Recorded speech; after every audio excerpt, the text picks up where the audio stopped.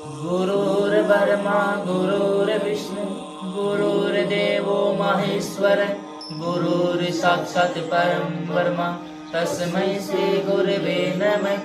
ध्यानमूलं गुरुमूर्ति पूजामूलं गुरुपदं ज्ञानमूलं गुरुवाक्य मोक्षमूलं गुरुकृपा। ओम नमो भगवते वासुदेवाय। श्री हरि संक्षिप्त महाभारत प्रथम खंड। जय श्री कृष्ण। आदि पर्व। जय श्री कृष्ण।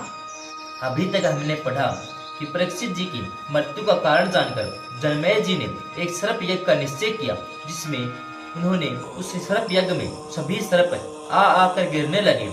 और अब हम आगे पढ़ेंगे आस्तिक के वर मांगने पर सर्प यज्ञ का बंद होना और सर्पों से बचने का उपाय। जय श्री कृष्ण।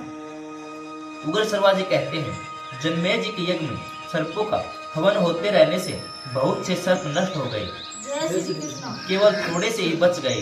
जय श्री कृष्ण। इससे वासुकी नाग को बड़ा कष्ट हुआ। जय श्री कृष्ण। घबराहट के मारे उनका हृदय व्याकुल हो गया। जय श्री कृष्ण। उन्होंने अपनी बहन जरत्कारु से कहा, बहन मेरा अंग अंग जल रहा है, जय श्री कृष्ण। दिशाएं नहीं सूझती, जय श्री कृष्ण। चक्कर आने के कारण बेहोशा हो रहा हूँ, जय श्री कृष्ण। दुनिया घूम रही है, जय श्री कृष्ण। कलेजा फटा जा रहा है। जय श्री कृष्ण। मुझे ऐसा दिख रहा है कि अब मैं भी विवश होकर इस धधकती आग में गिर जाऊंगा। जय श्री कृष्ण। इस यज्ञ का यही उद्देश्य है। मैंने इसी समय के लिए तुम्हारा विवाह जरत्कारु ऋषि से किया था। जय श्री कृष्ण। अब तुम हम लोगों की रक्षा करो। जय श्री कृष्ण। ब्रह्मा जी के कथनानुसार तुम्हारा पुत्र आस्तिक इस सर्प यज्ञ को बंद कर सकेगा।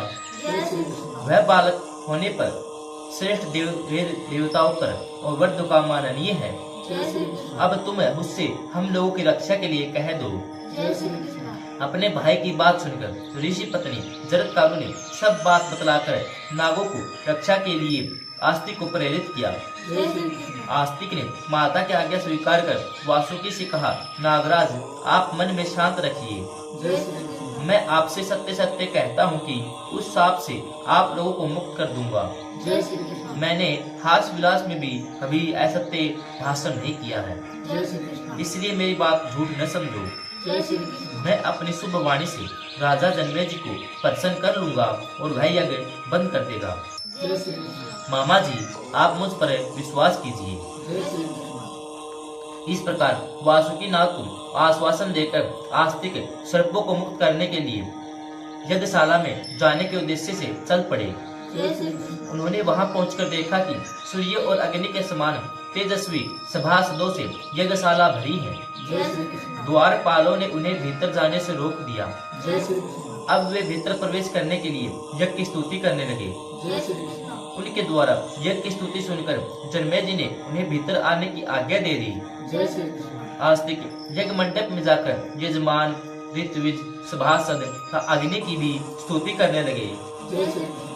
आस्तिक के द्वारा की गई स्तुति सुनकर राजा, सभासद, ऋत्विज, अग्नि सभी प्रसन्न हो गए। जय श्री कृष्ण। सबके मनोभाव को समझकर जनमेजय जी ने कहा, यद्यपि वह बालक है फिर भी अनुभवी वृद्धों के समान बात कर रहा है। जय श्री कृष्ण। मैं इसे बालक नहीं वृद्ध मानता हूँ।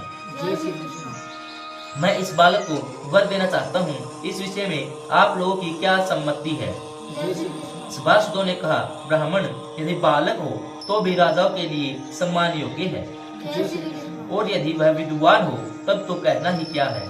जय श्री कृष्ण। अतः आप इस बालक को मुंह मांगी वस्तु दे सकते हैं। जय श्री कृष्ण। जनमेजय जी ने कहा, आप लोग यथाशक्ति प्रयत्न कीजिए कि मेरा यह क्रम समाप्त हो जाए। जय श्री कृष्ण। तक्षक नाग अभी यहाँ आ जाए, जय श्री कृष्ण। वही तो मेरा प्रधान शत्रु है।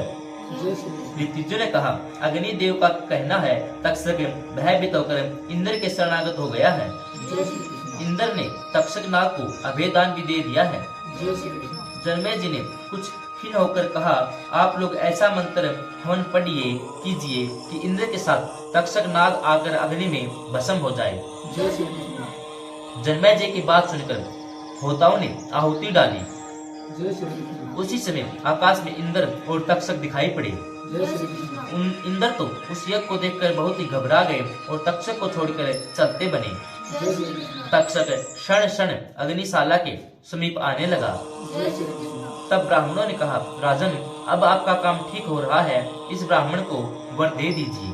जय श्री कृष्ण। जन्मेजय ने कहा, ब्राह्मण कुमार, तुम्हारे जैसे सत्पात्र को मैं उचित वर देना चाहता हूँ। जय श्री कृष्ण। अतः तुम्हारी जो इच्छा हो प्रसन्नता से मांग लो, जय श्री कृष्ण। मैं कठिन से कठिन वर भी तुम्हें दूंगा।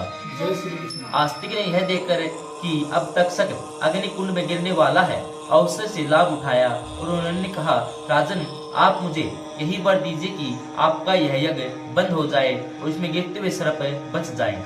जय श्री कृष्ण। इस पर जन्मेजय जी कुछ अप्रसन्न होकर बोले, समर्थ ब्राह्मण, तुम सोना, चांदी, गो और दूसरी वस्तुएं इच्छा अनुसार ले लो। जय श्री कृष्ण। मैं चाहता हूँ कि यह यज्ञ बंद न हो। जय श्री कृष्ण। आस्तिक ने कहा, मुझे सोना, चांदी, गो अथवा कोई भी वस्तु नहीं चाहिए। जय श्री कृष्ण। अपने मातृ कुल के कल्याण के लिए मैं आपका यज्ञ ही बंद कराना चाहता हूँ। जय श्री कृष्ण। जन्मेजय ने बार बार अपनी बात दोहराई, परंतु आस्तिक ने दूसरा वर मांगना स्वीकार नहीं किया। जय श्री कृष्ण। उस समय सभी वेदज्ञ सदस्य एक स्वर से कहने लगे, यह ब्राह्मण जो कुछ मांगता है वही इसको मिलना चाहिए। जय श्री कृष्ण। सोनक जी ने पूछा, सूत नंदन, उस यज्ञ में तो बड़े बड़े विद्वान ब्राह्मण थे, किंतु आस्तिक से बात करते समय जो तक्षक अग्नि में नहीं गिरा, इसका क्या कारण हुआ? क्या उन्हें वैसे मंत्र नहीं सूझे? जय श्री कृष्ण। गुरु शर्वाजी ने कहा, इंद्र के हाथों से छूटते ही तक्षक मूर्छित हो गया। आस्तिक ने 3 बार कहा, ठहर जा, ठहर जा, ठहर जा। जय श्री कृष्ण। इसी से वह आकाश और पृथ्वी के बीच में लटका रहा और अग्निकुंड में नहीं गिरा। जय श्री कृष्ण। सोनक जी सभासदों के बार बार कहने पर जन्मेजय ने कहा, अच्छा, आस्तिक की इच्छा पूर्ण हो, जय श्री कृष्ण। यह यज्ञ समाप्त करो। जय श्री कृष्ण। आस्तिक प्रसन्न हो, हमारे सूत ने जो कहा था वह भी सत्य हो। जय श्री कृष्ण। जन्मेजय के मुख से यह बात निकलते ही सब लोग आनंद प्रकट करने लगे। जय श्री कृष्ण। सभी को प्रसन्नता हुई। जय श्री कृष्ण। राजा ने ऋत्विज और सदस्यों को, जो अन्य ब्राह्मण वहां आए थे, उन्हें बहुत दान दिया। जय श्री कृष्ण। जिस सूत ने यज्ञ बंद होने की भविष्यवाणी की थी, उसका भी बहुत सत्कार किया। जय श्री कृष्ण। यज्ञ अंत का अवभरित स्नान करके आस्तिक का खूब सत्कार किया जय श्री कृष्ण। और उन्हें सब प्रकार से प्रसन्न करके विदा किया। जय श्री कृष्ण। जाते समय जन्मेजय ने कहा, आप मेरे अश्वमेघ यज्ञ में सभासद होने के लिए पधारिएगा। जय श्री कृष्ण। आस्तिक ने प्रसन्नता से तथास्तु कहा। जय श्री कृष्ण। तत्पश्चात अपने मामा के घर जाकर अपनी माता जरत्कारु आदि से सब समाचार कह सुनाया। जय श्री कृष्ण। उस समय वासुकी नाथ की सभा यज्ञ से बचे हुए सर्पों की भरी हुई थी। जय श्री कृष्ण। आस्तिक के मुख से यह समाचार सुनकर सर्प बहुत प्रसन्न हुए। जय श्री कृष्ण। उन्होंने उन पर प्रेम प्रकट करते हुए कहा, बेटा, तुम्हारी जो इच्छा हो वर मांग लो। जय श्री कृष्ण। वे बार बार कहने लगे, बेटा, तुमने हमें मृत्यु के मुख से बचाया है, हम तुम पर प्रसन्न हैं। जय श्री कृष्ण। कहो तुम्हारा कौन सा प्रिय कार्य करे। जय श्री कृष्ण। आस्तिक ने कहा, मैं आप लोगों से यह वर मांगता हूँ कि जो कोई सायंकाल और प्रातः काल प्रसन्नता पूर्वक इस धर्ममय उपाध्यान का पाठ करे, उसे सर्पों से कोई भय न हो। जय श्री कृष्ण। यह बात सुनकर सभी सर्प बहुत प्रसन्न हुए। जय श्री कृष्ण। उन लोगों ने कहा, प्रिय वर, तुम्हारी यह इच्छा पूर्ण हो। जय श्री कृष्ण। हम बड़े प्रेम से और निम्रता से तुम्हारा मनोरथ पूर्ण करते रहेंगे। जय श्री कृष्ण। जो कोई असत्य आरतीमान सुनित मंत्रों से किसी एक का दिन या रात में पाठ कर लेगा, उसे सर्पों से कोई भय नहीं रहेगा। जय श्री कृष्ण। ये मंत्र क्रमशः हैं। जय श्री कृष्ण।